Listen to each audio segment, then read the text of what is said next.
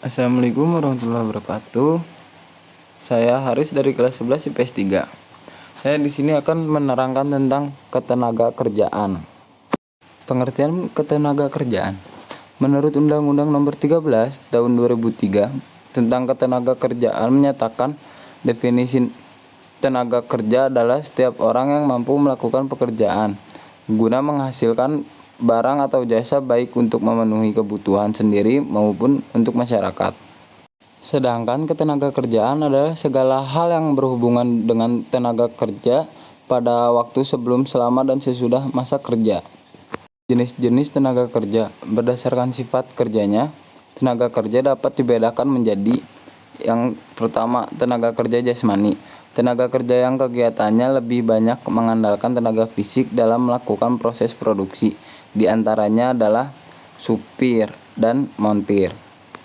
Yang kedua, tenaga kerja rohani. Tenaga kerja yang melakukan pekerjaan lebih banyak menggunakan proses pemikiran, gagasan, atau ide yang bersifat produktif, seperti manajer, direktur, dan konsultan. Selanjutnya ada berdasarkan keahliannya, tenaga kerja dapat dibedakan menjadi: 1. Tenaga kerja terdidik atau skilled labor.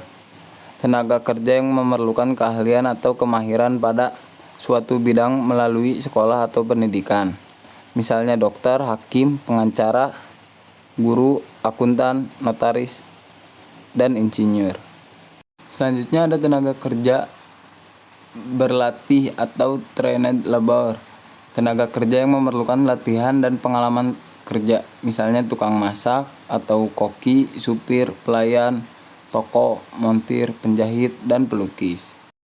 Berdasarkan hubungannya dengan proses produksi, tenaga kerja dibedakan menjadi: 1. Tenaga kerja langsung. Tenaga kerja di pabrik yang secara langsung terlibat pada proses produksi dan biayanya dikenakan pada biaya produksi atau pada barang yang dihasilkan, misalnya karyawan bagian produksi. Yang kedua, tenaga kerja tidak langsung. Tenaga kerja di pabrik yang tidak terlibat secara langsung pada proses produksi dan biayanya dikaitkan pada biaya operasional pabrik, misalnya tenaga kerja bagian penjualan, marketing, atau periklanan. Permasalahan ketenaga kerjaan dalam pembangunan ekonomi. Pertama, tingkat pengangguran yang tinggi. Kedua, jumlah angkatan kerja yang tinggi. 3. Rendahnya tingkat pendidikan dan keterampilan. 4. Penyebaran angkatan kerja tidak merata. 5. Perlindungan kesejahteraan tenaga kerja yang belum maksimal.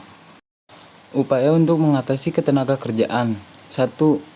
Meningkatkan kompetensi dan produktivitas tenaga kerja sebelum memasuki pasar tenaga kerja, seperti mengadakan berbagai pelatihan yang berbasis kompetensi. Upaya tersebut diharapkan dapat meningkatkan kemampuan tenaga kerja dengan baik dalam hal keterampilan, pengetahuan, dan juga sikap yang baik. 2. Pemerintah harus membuka lapangan kerja sebanyak mungkin untuk dapat menampung tenaga kerja yang semakin meningkat.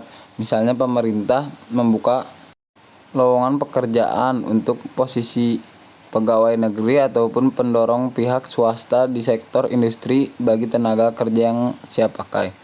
3. Mendorong tumbuh berkembangnya usaha-usaha mandiri atau industri rumah tangga. Upaya untuk mengatasi masalah ketenaga kerjaan. Sekian dari saya. Wassalamualaikum warahmatullahi wabarakatuh.